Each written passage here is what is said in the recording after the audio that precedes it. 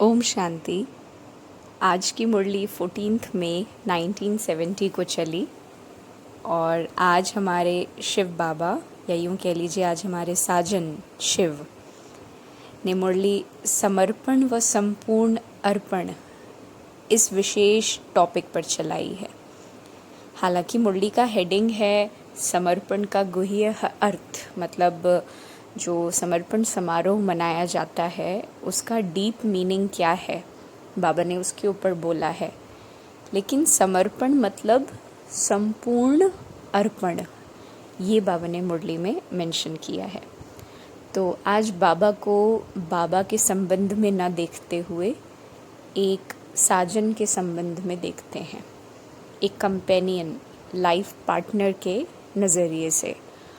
और एक life partner अपने लाइफ पार्टनर को क्या संदेश दे रहे हैं, क्या लव लेटर के थ्रू कौन सी बातें कह रहे हैं, इस कॉन्शियसनेस में आज की मुरली सुनते हैं।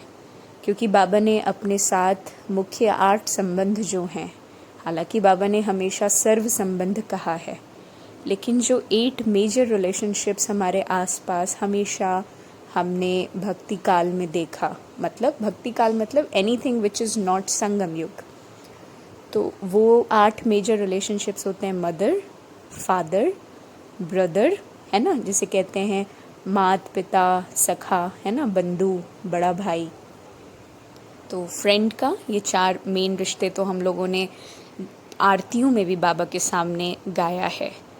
अपार्ट फ्रॉम दिस साजन का संबंध, बाबा कहते हैं परमात्मा साजन है और आत्मा सजनी है। तो साजन और सजनी का जो संबंध है ये 5th है। द 6th वेरी इम्पॉर्टेंट, और ये हम सभी ही जानते हैं, टीचर का संबंध है ना। और सतगुरु 7th, बाबा कहते हैं ना बाप टीचर सतगुरु।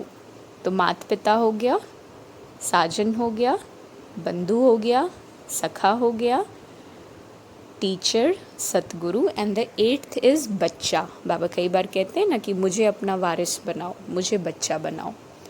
तो आज उन 8 संबंधों में से बाबा हमारे सामने एक लाइफ पार्टनर की तरह, एक सच्चे साजन की तरह कहते हैं कि जो तुम लोग समर्पण समारोह मनाते हो उसका सच्चा अर्थ है संपूर्ण अर्पण करना। अच्छा, अर्पण क्या करेंगे? पहला तो स्वभाव का समर्पण। हम लोग कहते हैं ना मेरा नेचर, मेरी नेचर। तो अगर किसी के साथ अफेक्शन है, प्यार है, लगाव है, तो उस व्यक्ति के लिए अपना कोई भी स्वभाव चेंज करने के लिए रेडी हो जाते हैं। तो आज साजन हमारे कहते हैं कि अपने नेचर का अर्पण कर दो। मोहब्बत है तो स्वभाव का समर्पण कर दो। दूसरा, ये देह अभिमान का समर्पण करो, क्योंकि कभी भी जो विवाह है, स्वयंवर है, वो हमेशा एक स्पीशीज़ के बीच में होती है ना। ह्यूमन बीइंग एक ह्यूमन बीइंग से ही शादी करेगा। तो यहाँ किसी फिज़िकल स्पीशीज़ की तो बात है ही नहीं, यहाँ आत्मा की बात है। तो आत्मा सजनी का विवाह परमात्मा साजन के साथ कब होगा? जब वो स्वयं आत्म अभिमानी होगी। तो बाबा ने वही कहा कि देह अभिमान का समर्पण कर दो। देह अभिमान का समर्पण का मतलब क्या? बाबा कहते हैं कि कर्म इंद्रियों के लगाव का समर्पण ही देह अभिमान के लगाव का समर्पण है ना। Surrendering your body consciousness means what?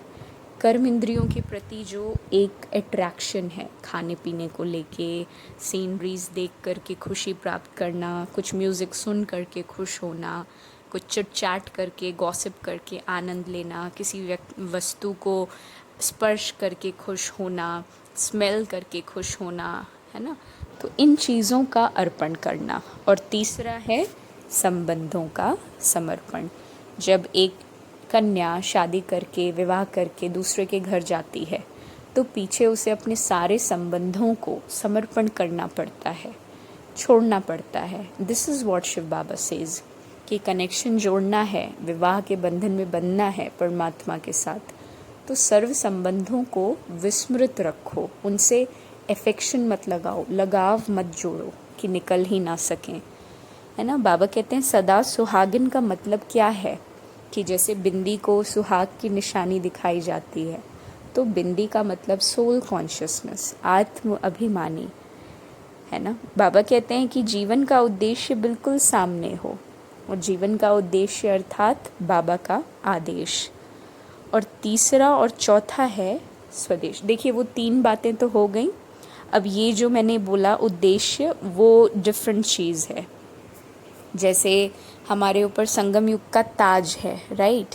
तो बाबा कहते हैं कि एक ताज तो होता है तख्त का, है ना, और एक होता है संगम युग का, पवित्रता का ताज, ब्राह्मणों का ताज।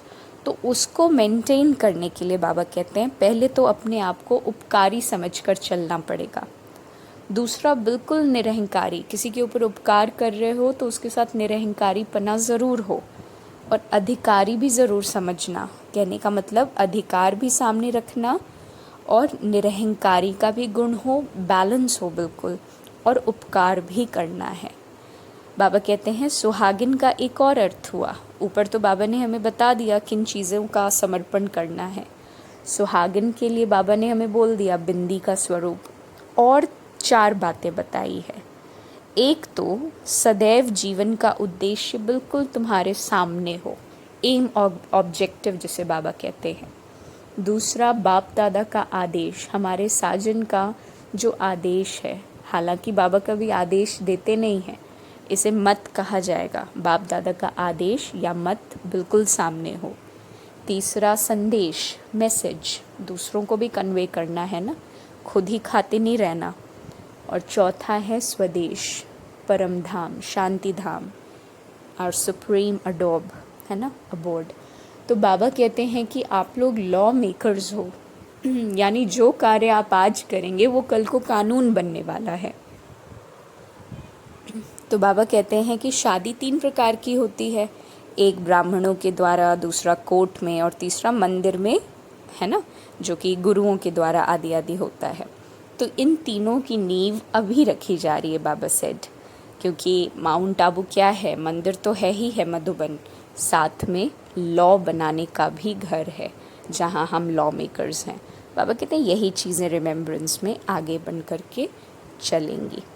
So the ultimate gist is सच्चा सच्चा समर्पण मतलब संपूर्ण अर्पण करना, स्वभाव का, पुराना, देह का और संबंधों का।